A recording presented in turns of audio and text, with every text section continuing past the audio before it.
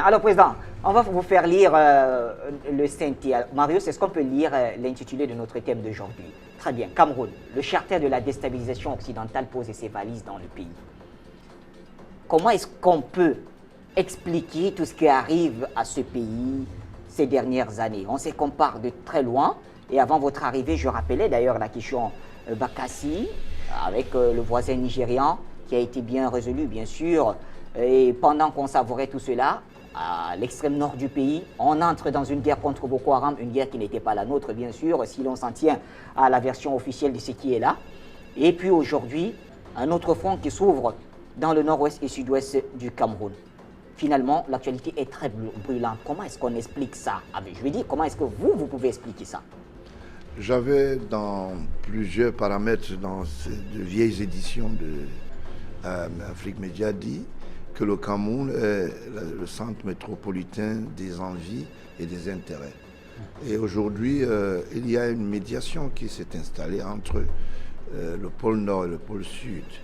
Parce qu'en fait, en réalité, il y a un chômage, je voulais bien me faire comprendre, qui est accentué dans toute l'Europe. Les économies ont produites et qui ont été constituées dans les armoiries n'y sont plus. L'Europe qui avait providentiellement situé l'Afrique comme une auberge de gaieté, comme je dis, où on pouvait se servir, s'est rendu compte aujourd'hui que c'est plus la même chose. Et puis, comme on dit, quelques réserves sont déjà finies. Mais qu'on veuille ou pas, le problème aujourd'hui, c'est le débat. Il faut échanger. Si nous échangeons, si on n'échange pas, on ne pourra pas avancer. Parce que, par exemple, en Europe aujourd'hui, vous savez, les États-Unis regorgent, par exemple, un chômage très accentué, au moins 7%.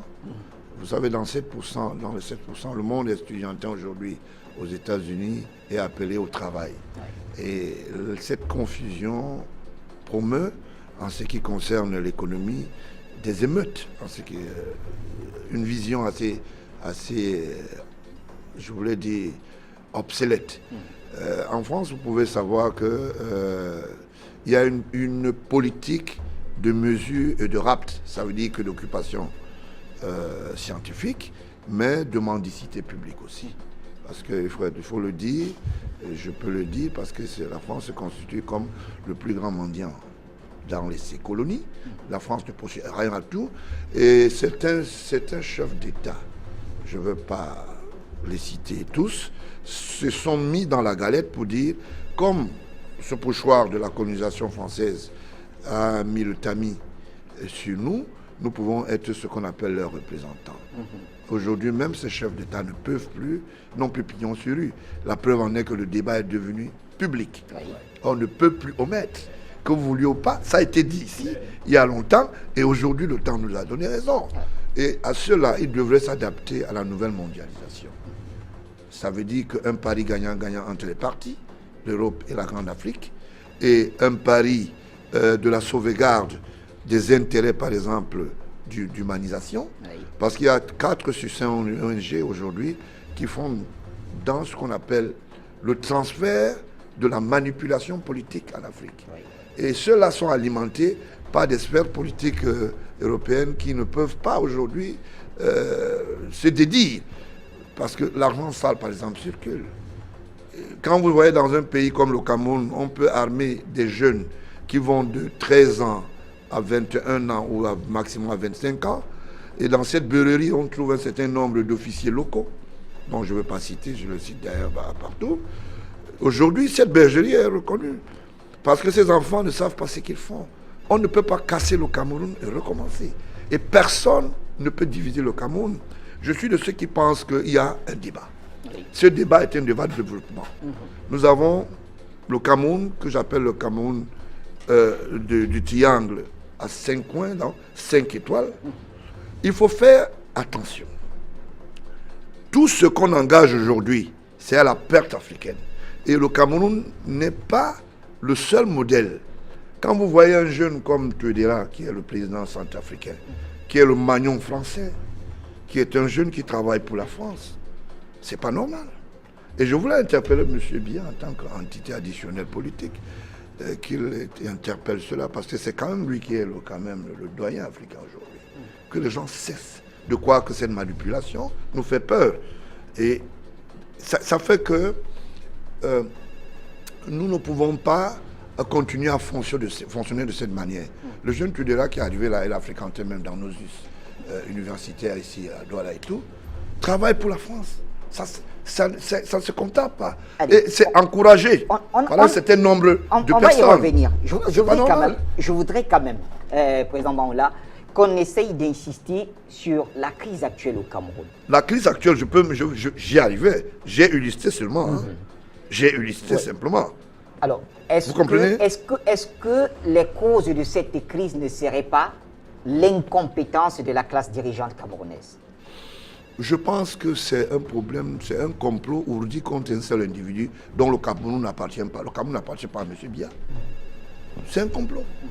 Les gens se sont assis, on pensait à un moment qu'il a un titre foncier. M. Biya est une entité politique, cessible. Ça veut dire qu'à tout moment, il peut partir de là. Le Cameroun va rester. Les gens ont plutôt déplacé le débat pour aller le mettre dans les armoiries de l'ethnisation. Ça veut dire que le repli identitaire. Comment au XXIe siècle aujourd'hui, on peut encore homologuer le débat identitaire? Ça veut dire ethnique. Que les gens disent, j'appartiens à une région, je défends les causes d'une région.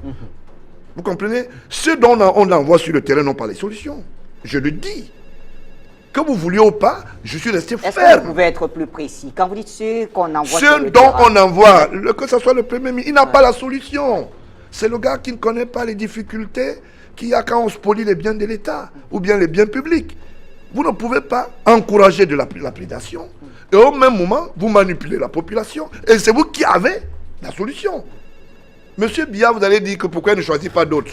Est-ce que ceux qui sont aux affaires peuvent-ils dire aujourd'hui qu'ils ont profité et spolié les biens de l'État? Ils n'ont qu'à arranger leurs problèmes. Il y a des officiers supérieurs qui sont dans le coup et on les connaît. Qui nomme ceux qui spolient les biens de l'État? D'accord, nous sommes sur l'éligibilité post-nominatif. On nomme en fonction de la région de l'ethnisation. C'est ça que j'appelle le repli identitaire. Ça veut dire que les gens n'ont pas le profil de compétence. La méritocratie a foutu son camp. On nomme en fonction de la tête du client. On nomme en fonction du repli identitaire. On nomme dans le fascisme ethno, je voulais dire centrique. C'est pas normal. Mais qui les nomme? Mais M. Biya décrète et le processus qu'il les propose. Il y a des gens qui les proposent. Quand je vous renvoie une fiche et je vous dis, trouvez ce qu'on appelle, un homme qui a tel profil, vous n'êtes pas obligé de m'envoyer la fiche de votre enfant ou bien vous m'envoyez la fiche de votre... Mais est-ce que dans ce cas, la responsabilité de leur échec n'incombe pas à celui qui a autorisé la C'est le comptable. Je le dis, M. Biya, que vous vouliez ou pas, est le seul comptable. Oui. Parce que, qu'est-ce qui se passe en Afrique? Il n'est pas le seul qui est comme ça. Ça veut dire qu'on veut créer une chefferie intestinale. Paul Biya parle plutôt d'une république. Les autres parlent de la chefferie. Il est le chef, il est responsable de tout. Et c'est ça qui est le mauvais débat. Il a été Nomgui, chef traditionnel. Mais la République a ce qu'on appelle sa méthodologie, son statut, sa structuration. Et ils confondent tout. Et ça fait que nous ne pouvons pas avancer de cette manière, parce que le discours qu'on tenait quand je venais dire à Philippe, il y aura la guerre, il y aura des choses qui vont se passer, les gens ont faim, ils vont descendre dans la rue. Les gens me regardaient comme un monsieur qui venait plutôt peindre le blanc en noir. Je leur avais dit, vous allez voir. Et le temps m'a donné raison. Donc, que les gens veuillent ou pas, il faut redéfinir d'abord le débat local. Le débat local, c'est quoi? Entre l'autorité et le citoyen. Il faut le redéfinir. Que les gens cessent de plagier la politique de M. Biya. On va dire que c'est son fils. Qu'il sache de placer la politique de M. Biya, qui n'a rien à voir à l'orthodoxie, je vous l'ai dit, de l'enrichissement illicite, du parvoisement du pouvoir. Les gens tordent le cou au pouvoir. Personne ne pense protéger les arcans et les armoiries de M. Biya. Et on va dire, est-ce qu'il est partout? Oui, M. Biya est le comptable, mais avec, je dis souvent, avec ceux qui assument et qui acceptent d'être nommés. Si on peut vous nommer, vous démissionnez, vous dites que non, vous n'êtes pas d'accord avec la politique du renouveau. Vous n'êtes pas obligé d'être là. D'accord? Les gens font En comme même si... temps, on peut aussi être celui qui nomme et que quand on voit qu'on a échoué, on laisse aussi la place à quelqu'un d'autre. Oui, mais c'est ça. Ouais. Monsieur Biya est à la porte de sortir à la retraite. Je vous le dis en tant que son fils aîné. Et il n'a pas des envies de bonbons encore, de chocolat. Vous comprenez, hein? Il est un homme qui a ce qu'on appelle, il a élevé son sens spirituel. Il croit à beaucoup de choses. C'est parce que c'est un homme plutôt qui devrait servir dans une église. Je le dis, c'est mon père. Je ne le cache pas. Maintenant, Dieu a voulu qu'il soit un homme politique, mais les gens profitent de sa position spirituelle pour faire un certain nombre de choses, mais ils se sont trompés. Vous pouvez être un homme spirituel et faire un enfant au monde qui est un homme qui édifie. Et je les mets en défi. L'après Paul Biya, où la République va se mettre debout, où les gens vont quitter la scène et ils iront créer leur République à eux, parce que nous on veut la paix ici. Nous voulons les enfants éduqués, on veut des écoles, on veut des universités, on veut que nous puissions avancer dans l'homologation de la mondialisation. C'est ça le débat. Parce que quand les gens font ce qu'on appelle l'infanticide, vous dites qu'il faut trouver des solutions. Quelle solution on va trouver avec un Premier ministre qui est au regret de sa retraite, de ce qu'il ira demain en prison? Il a des ardoirs, j'ai mes dossiers ici, je ne veux pas les sortir, n'ayez pas peur. Non, je voulais vous dire, rassurez-vous, à ce stade-ci, il n'y a plus de peur. Bon, voilà, okay, s'il y a des dossiers, qu'on les sort, tout simplement. Donc, simplement. Mais il y a une question tout de même, Président Baola. Est-ce que la structuration actuelle de ce pays, notre pays, ne met pas en minorité ceux qui revendiquent aujourd'hui des choses du côté de la zone anglophone? Non, non, non. Je vais vous dire pourquoi. Le problème vient du colonisateur qui a choisi et a extrait sur les bulletins, je ne sais pas sur quels critères, tel ne doit pas gérer, tel ne doit pas être aux affaires, tel ne devra pas être promu comme chef d'État. Oui. Ce n'est pas M. Biya qui a créé ça, ni M. Ahidjo. On est d'accord. Mais c'est eux qui ont installé ça. C'est à eux de répondre aujourd'hui. Ils sont allés jusqu'à quantifier la population qu'il fallait être aux affaires. Oui. On nomme les gens, ils estiment que tel ne devait pas être là. Le chef de l'État, M. Biya, est le seul, je vous le dis, si vous ne le savez pas, qui choisit ses hommes en fonction de son fichier. Ahidjo faisait quoi? Il écoutait l'Élysée avant de nommer les gens. Oui. Si vous ne voulez pas, si les amis des autres d'outre-mer ne viennent pas spolier, ou bien on ne nomme pas quelqu'un qui va servir à l'enrichissement illicite, et je voulais dire à la spoliation de biens publics, on vous disait non. C'est de ça qu'il s'agit. Et aujourd'hui, les gens ont tenté de mettre en mal cette politique. Il y a des ministres dans notre système qui sont dans le système que j'appelle samaritain. C'est ce système qu'ils ont mis en place du côté de Buea. Ça a commencé au nord. J'étais le premier Camerounais à dire que votre président à l'Assemblée nationale est une overdose. Aujourd'hui, le temps m'a donné raison. Il a mis son particulier en prison. Parce qu'il ne voulait pas qu'il parle. Nous, on a les éléments de réponse. Vous comprenez? Ça a été la même chose du côté, par exemple, du sud-ouest. Les gens ne peuvent pas encourager le fascisme. Un général qui va recevoir un prétendu président de la République, non, je voulais dire, président du parti politique, parce qu'il a été élargi. Il entre dans une prison parce qu'il s'appelle, je ne sais pas, Elokobi. Et les gens applaudissent. Tout le monde qui était là avait aussi droit à avoir une voiture, exceptionnellement un au revoir. Et comme il est avec de complicité et de mèche avec celui qui vendait les armes en caoutchouc à la gendarmerie, votre Bocam, qui va payer le prix, parce que nous, on est là pour ça. On partage la galette, et aujourd'hui, le temps m'a donné raison. J'avais bien dit, ces vendeurs d'armes à gâchette, avec les plumes je voulais dire, de caoutchouc, aujourd'hui, n'ont plus droit de citer. Et c'est pour cela que, quand vous regardez le record aujourd'hui au niveau, je vous ai dit, on l'a envoyé, il y a un décret qu'il a mis en fonction. Plus il est allé sur le terrain, plus il y a les corps qui reviennent, plus il y a des scandales. Vous expliquez ça comment? Est-ce qu'un homme en tenue peut encourager la déstabilisation d'un pays qui rentre dans ton banque natal? Vous savez de quoi je parle. C'est pour cela que je dis... Je rappelle que vous n'avez pas encore ouvert le dossier. Je suis dans le dossier. Non, nous sommes dans le thème, il n'y a pas de problème. Votre dossier là, vous l'avez caché. Non. Je suis venu avec un petit dossier pour appeler que... On sait qu'il y a des choses. Il y a des choses. Alors, pendant ce temps, vous nous avez dit tout à l'heure que le problème actuel du Cameroun, c'est-à-dire la crise que nous vivons dans les régions du nord-ouest et du sud-ouest, ne date pas d'aujourd'hui. Ce problème date de la colonisation. Et donc, la faute serait aux colons. Dans ce cas, est-ce que ceux qui revendiquent des choses se sont trompés de cible? Est-ce qu'en s'attaquant à M. Biya, ils ont choisi la mauvaise personne? Est-ce qu'ils devraient plutôt s'attaquer à ce système plutôt qu'à l'individu Biya? Ils s'attaquent à eux-mêmes. Je ne vais pas vous démontrer pourquoi. Oui. M. Biya est une entité politique. Le président de la République amené pouvait s'appeler Tamba ou bien Banjok, je ne sais pas quoi. Bon, c'est arrivé au moment de M. Biya parce qu'il y a un transfert de mentalité. C'est sous l'ère de Biya qu'on lance le premier chantier de la prévarication. Ça veut dire que contre les prévaricateurs. Oui. C'est le premier chantier où on retrouve les premiers ministres en prison. Et ces gens sortent des coins et des recoins. Chifenoni appartient quand même à un village. Et je vous rappelle que Chifenoni entre en prison comme chef traditionnel. Il est déjà chef traditionnel. Et dans la tradition, ceux-là l'ont rejeté pour dire vraiment nous on ne reconnaît pas ça.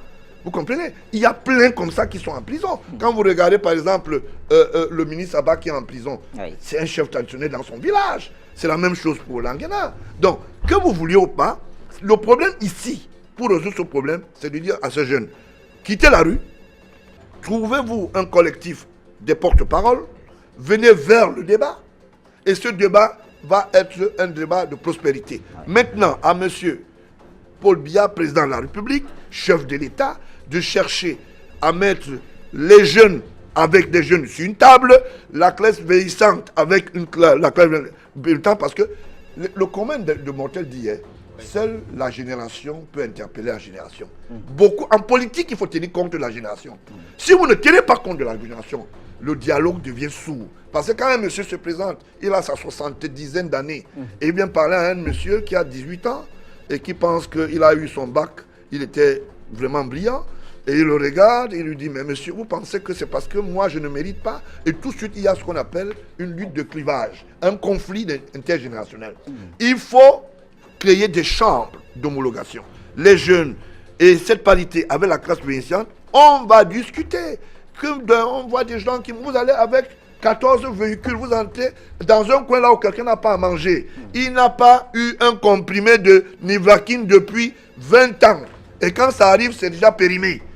Vous entrez là-bas avec des grosses voitures, vous dites aux gens, ok, monsieur, on vient vous dire que le chef de l'État nous a dit que. Et quand vous partez, vous les donnez les perdièmes de sardines. Vous leur dites que moi, vous voyez, je suis parti de là, et vous portez un gandoura. Quand vous êtes un homme du Nord-Ouest, je ne sais pas de quoi il s'agit. Hein, et les gens se fondent dans des histoires de menaces. J'ai cru entendre quelqu'un qui parle beaucoup dans vos histoires de médias là. Vous ne pouvez pas, pendant qu'il y a des zones brûlantes, dire aux gens, je vous mets en défi. Si vous sortez, vous allez voir ce que l'État fait. Vous êtes qui? Je voulais par cela dire, libérez Mojo. Paul Biya a donné des ordres et il a instruit le Premier ministre. Le Premier ministre a demandé que M. Charles Ndongo et son compère, M. Issa Chiroma, payent le prix de ses armoiries et ses œuvres de connaissances scientifiques. En ce qui concerne les jingles qui passent au moins 80 fois à la CRTV par jour. D'accord? Libérez-le. La gendarmerie ne devra pas être le pochoir de la répression. Il faut faire attention. En ce moment, il est dans les locaux de la gendarmerie. Ce n'est pas normal. Et ça prend un coup. Pourquoi? Parce que c'est le renouveau qui va prendre un coup. On dira encore, voilà quelqu'un qui a travaillé, au lieu qu'on lui donne la médaille, on le met dedans. Et tout de suite, on va dire, non, c'est le bilan, c'est M. Biya.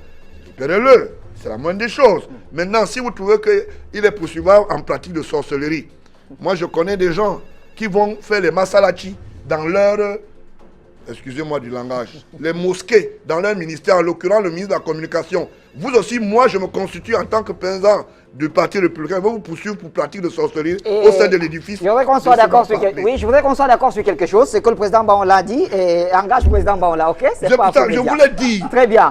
Nous continuons. Le Masalachi qu'il a organisé là, les gens qui prient dans le ministère, c'est ton ministère, c'est ta maison. Issa Chiroma, c'est ta maison. Pratique de sorcellerie en lieu public, occupation illégale, incestueux en lieu public aussi, monsieur. Nous allons porter aussi plainte et on verra bien. Là, si le procureur aussi va retenir cela. Très bien. Et je voulais dire, on y vient. On y vient, oui. Je sais que ça me met un peu mal à l'aise. Oui, ça me met mal à l'aise. Pourquoi pas? En ce moment de carême, on ne dit pas certaines choses, mais moi je le dis. C'est pas sûr parce que ça. Je suis dans le cadre de l'émission. Masalachi et le cercueil, ça rime un peu à la même chose, c'est les rituels. D'accord. Alors, Vous le savez, nos émissions n'ont pas changé, c'est toujours en interactif. Non, je sais. Il y a des téléspectateurs qui vont réagir tout à l'heure. D'aucuns certainement auront des questions à poser. Ouais. Et d'autres réagiront sur le thème. Daniel, bonjour. Vous nous appelez du Mexique, c'est ça?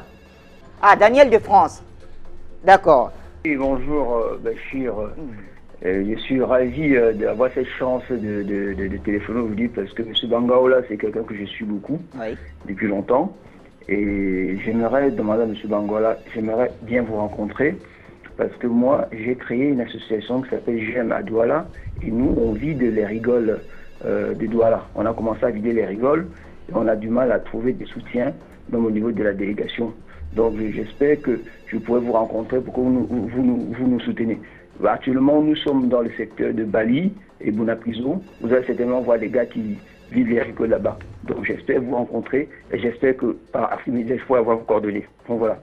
Donc je voulais dire maintenant, concernant la politique au Cameroun, que j'aimerais que le président peut-être appelle tous les partis politiques et qu'ils s'asseyent ensemble et que peut-être, c'est ma proposition, hein, que peut-être les gens discutent et puis, si c'est possible, de reporter les élections et puis pour qu'on essaie d'abord de rétablir la paix. Parce que, voyez-vous quoi qu'on dise, je pense que les gens vont profiter de cette situation-là pour essayer de mettre le cas au pays. Donc si tout le monde se met d'accord dans une concertation générale pour qu'on puisse reporter les élections, et puis après maintenant on essaie d'abord de faire la paix, et je pense que ça sera une très bonne chose pour tout le monde. Comme ça, d'ici octobre et jusqu'à la CAN, on pourra faire la CAN. Après la CAN, on fait la fête. Et puis après, maintenant, on organise l'élection.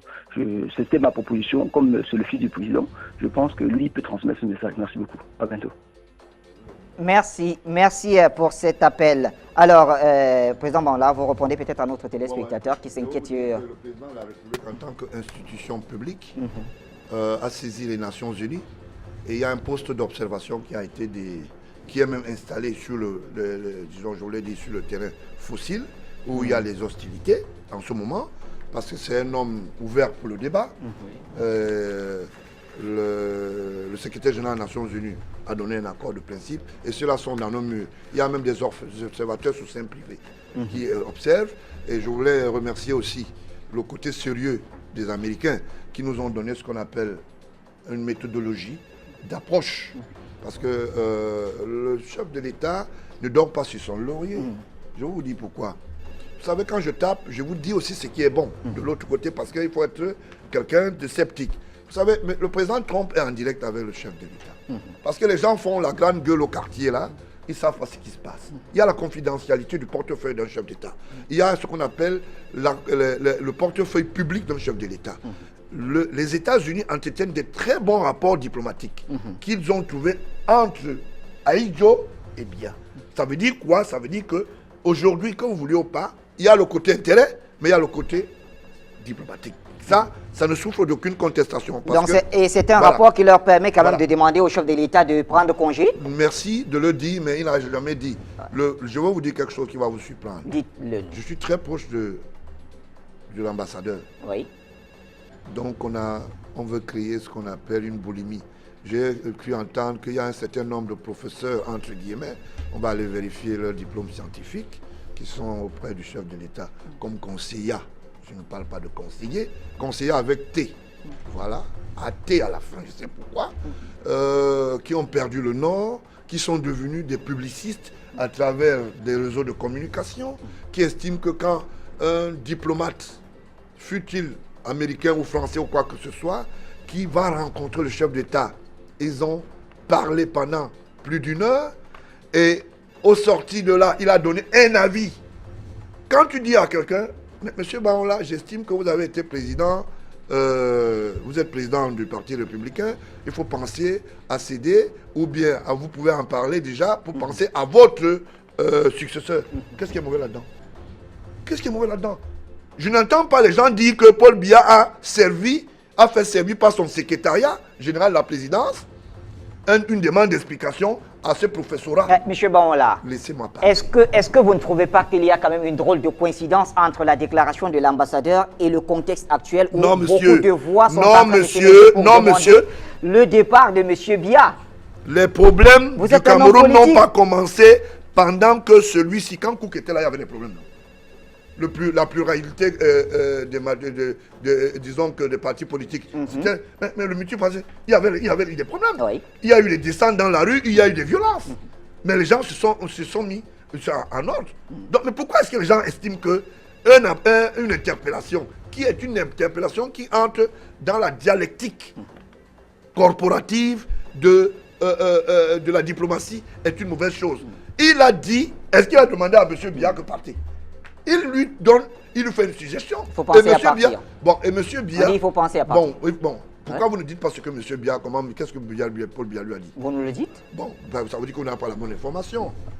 L'ambassadeur a dit ce que lui, il a dit. M. Biya aussi a dit quelque chose, vous ne connaissez pas ce qu'il a dit. Et est-ce que vous nous faites-nous partager le secret? Non, qu'a dit M. Biya? C'est pas le secret. C'est un dialogue. Qu'a dit M. Biya?